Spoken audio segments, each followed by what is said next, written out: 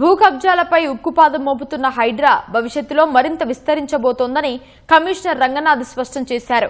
హైడ్రా సేవలను రాష్ట్ర వ్యాప్తంగా విస్తరించాలనేది ప్రభుత్వ నిర్ణయమని, దీనిపై ప్రజల నుంచి పెద్ద ఎత్తున వినతులు వెల్లువెత్తుతున్నాయని ఆయన తెలిపారు.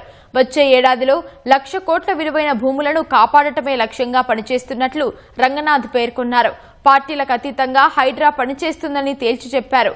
కొందరు కోర్టులను ఆశ్రయిస్తున్నారని, అటువంటి వాటిని చట్టపరంగానే ఎదుర్కొంటామని రంగనాథ్ స్పష్టం చేశారు. ప్రజల నుంచి మంచి స్పందన ఉన్నది.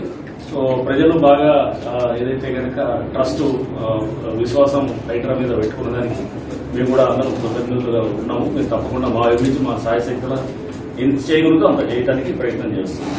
అందరూ ఎవరు వచ్చినా కానీ కూడా ఇట్లా హైడ్రా లాంటి సంస్థ అనేది ఉంటే చాలా ఇటువంటి కబ్జాలు ఈ చెక్ చేయడానికి చాలా ఉపయోగపడుతుంది. సో ఇట్లాంటి వాళ్ళు కంటెంప్ట్లు వేస్తుంటారు. నేచురల్ గా ఎవరు ముఖ్యం కంటెంప్ట్లు వేస్తాడు. నల్లమల్లారెడ్డి అని దాదాపు 2,200 మంది సింగరేణి కార్మికులు భూములన్నింటినీ కబ్జా చేసి మొత్తం చేసి అతను 10 కంటెంప్ట్లు వేశారు.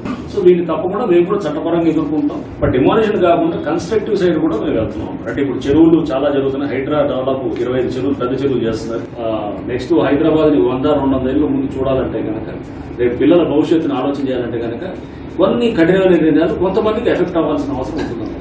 దాంట్లో కూడా పేదవాళ్లకు ఎఫెక్ట్ కాకుండా ఉండడానికి ఇప్పుడు డబుల్ బెడ్రూమ్ హౌసెస్ కూడా ప్రభుత్వం నుంచి మంజూరు చేస్తానికి సీఎం గారు కూడా మాకు ఆదేశాలు ఇచ్చారు.